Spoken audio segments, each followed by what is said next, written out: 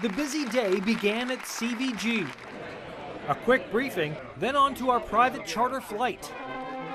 One of the first surprises, a band playing lively World War II era music to greet the vets, with flags waving and lots of thank yous. Oh, when I got off the plane, that was so emotional. To go up that ramp and hear that big brass band beyond anything I'd ever experienced. It was just almost more than you could handle. We boarded our 3 buses and got the rock star treatment. I felt like the president. Couldn't believe it. It was wonderful. Police escorts made sure we never stopped once, except to get our picture taken.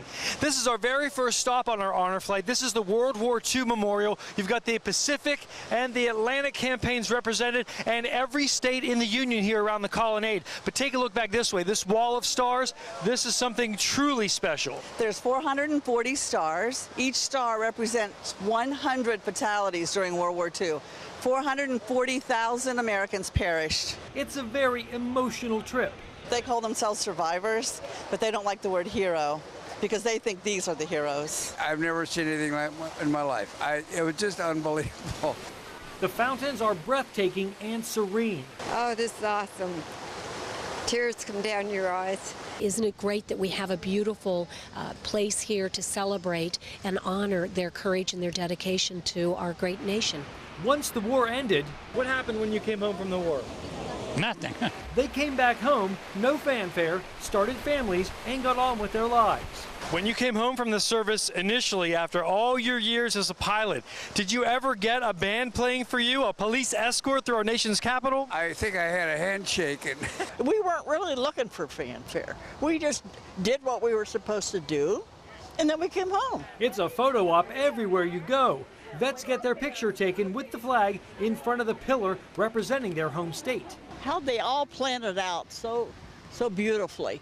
This Greatest Generations monument is between memorials for 2 of our nation's greatest presidents, Washington and Lincoln. Now, this is our second stop on our honor flight. This is the Korean Memorial. And one thing you notice when people are walking in, initially they're very chatty, but once they see all these statues very stealthily creeping through the fields, people get very somber and very quiet.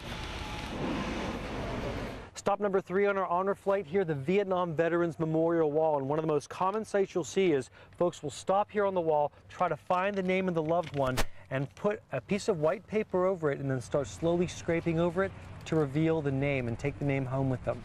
Volunteer guardians never leave their veterans' sides. Eric Hempelman is the first teen and youngest of any guardian to go on this eye-opening experience. They've just been through so much, and we really don't know what it's about. I mean, our generation's pretty spoiled, so. One of the most popular things here at the Air Force Memorial is for veterans like Robert here to get their photo taken with the reflection in the monument. 3 silver spires reach for the heavens, mimicking the jet contrails in the blue skies above. Well, this is our final stop on our honor flight. This is the Iwo Jima Memorial, also called the Marine Memorial. And you see that flag right there? Very large, very iconic. Well, we had a gentleman here with us on our honor flight who was one of the original raisers of the much smaller original flag at Iwo Jima. I was right there. Marine Arthur Beasley was one of the original men to fly the flag at Iwo Jima.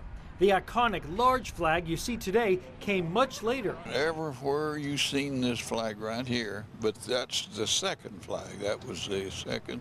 That's not the original. The pride these men and women felt then and now is something you never outgrow. I love the flag, and so to see that flag there waving in the breeze in this marvelous weather, it's a great thank you.